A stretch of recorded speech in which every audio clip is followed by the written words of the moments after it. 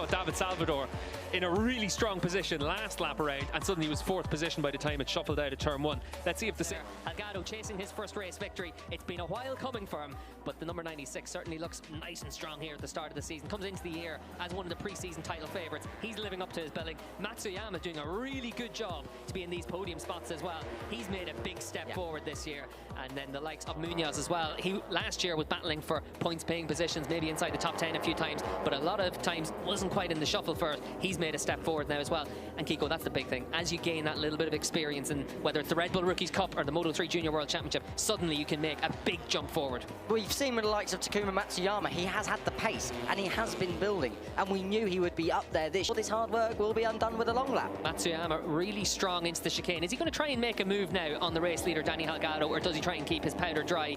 Holds that tight line, but he's not willing to show his cards just yet at this stage. Wants to make sure he's just able to keep that pressure on Danny Delgado. But we're suddenly going to have 6 riders in the lead group. Mario Aggi's closing in as well, and then Diego Moreira as well closing in on those positions as well. He of course had a podium last week in the Red Bull Rookies Cup, but for Moreira he's still got a bit of ground to make up on these leading riders. But certainly, Kiko, we could well have a 7-rider group at the front of the field very soon. It's Danny Delgado that leads across the line. Is not going to count for much down in towards turn 1. Doesn't look like it is. Matsuyama trying to go the long way around the outside into turn 1, but we know Delgado's very strong in the brakes. They pop up from the bubble, and suddenly Delgado's under attack, but able to hold off that line as well.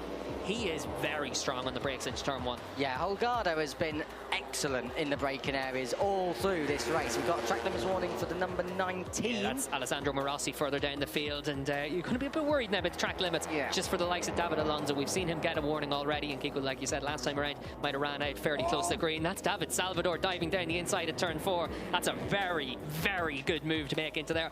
This track is actually surprisingly undulating. You can't really pick it up on the cameras, but there's some areas that are very downhill, such as the entry down in towards turn 6. You can see there for Danny Delgado, he tries to get the bike stopped. Salvador's going to just make sure he answers straight back. He's not going to be mugged in this one. He wants to try and make sure he's nice and combative, but Danny Delgado, he's got the line and he's able to keep himself in the right spot. But suddenly, Kiko, look at the number 80 of last year's European Talent Cup winner. That's David Alonso closing. And the 16 of Super Mario Aggi. Is he going to have a say? Look at this 14-wheeler into the chicane. Here comes Matsuyama, gets it. Ooh, wow. He has to pull out of that one on Munoz. And certainly for Munoz, he's looking at it like, yeah, you've made that move a few times, mate. I'm not leaving that door open for you. But it was good riding from Matsuyama. He didn't want to put himself into a position where he could have a crash. He didn't want to make sure that he's able to live to fight another day in this race. He's up there in 4th position, just in front of the number 20, Jose Julian Garcia. But now look at these riders at the back of that group. It's Mario Aggi and David Alonso closing right up. And suddenly, we've got 7 riders in this group. It's Danny Delgado that leads across the line, but we've also got the 64 of Munoz, the 32 of Matsuyama, and then look at the number 80 of David Alonso. He's been able to move himself all the way up this group into 4th position. Could be 3rd by the time he exits the corner. Good riding from David Alonso. He has been patient all the way through this race. Last year in the European Talent Cup, we saw he was a surgeon. He was making sure that he was methodical all the way through the races, doing a really good job here to keep the pressure on these leaders of the race. Matsuyama's just taken the race lead. We've got 2.5 laps to go. Kiko, who's your money on? Oh, don't throw me under the bus like this. Oh, wow, it won't be on Munoz if he carries on doing that. Dearie me. I must admit, Delgado's look cool, calm and collected. Having said that, David Alonso has come from 12th on the grid. He was 15th on the grid in Valencia, still made the podium there. That was in ETC, not Moto3. It's like we said at the top of this on the grid.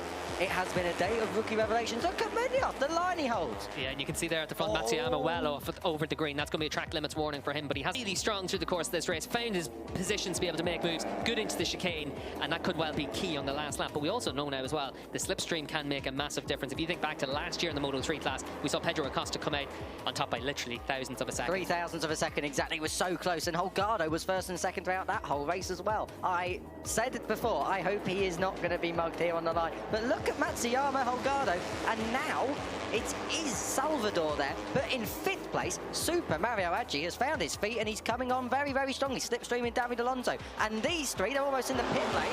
That was Delgado, Matsuyama and Salvador. Nothing between them. Salvador looking on the inside, but it's going to be Delgado on the brakes, and Alonso! It's going to nerf him out! Tell you what, Alonso's not afraid of it in this race. He's done a really good job to get himself up into second spot there. He was 5th across the line with a gap to the riders in front. It's suddenly an Aspar 1-2 for the gas bikes, and certainly right now for David Alonso, the ETC winner last year. He's trying to make sure he's in a position to make sure his teammate Danny Holgado has to wait another couple of weeks for his first Moto3 Junior World Championship race victory. That's Matsuyama. He was leading into the last corner once the start finish straight. Suddenly he's at the back of the group. So make that move. Look at Garcia on the 20. He holds that tight line. You can see for Mario Aggi, he's hung out to dry there. And and Alonso just not quite with the same corner speed as Garcia as well. This is getting really close now in the final lap. Let's see if Matsuyama's able to make a move into the chicane. And whilst that's happening, look who's checking out. Danny Holgado is starting to go here in the last. We've got about 6 kilometres left of this track. Look on the inside, Garcia. That's a big move. Gets it done on the inside of Alonso. That's for 3rd place. Matsuyama still trying to get through at the back of this group. He's on the inside of Munoz. Aggi is now looking to try and get ahead of Alonso. Salvador's done a really good job now to be able to try and bridge some of that gap. Suddenly, we've got the leading 2 with a little bit of margin over 3rd position at this point as well. Track limits warning for our race leader, Daniel Holgado. He can't be doing it too much. He's only got 1 lap to go now, but Danny Holgado has that bit of a gap as well. His pit board's not going to tell him he's got a gap, but he does have a gap of about half a second on David Salvador. Salvador doesn't really have that slipstream to be able to try and close up at this stage. He needs to be really aggressive on this last lap. You can see David Alonso holds on to that 3rd position as Garcia is ran out wide there by Super Mario as well. Aggi on the 16 doing a good job to be able to build his way through this race and bridge those gaps all the way. But Danny Holgado leading the way here in the 96, the Aspar rider from David Salvador. Salvador's had podiums, Holgado's had podiums.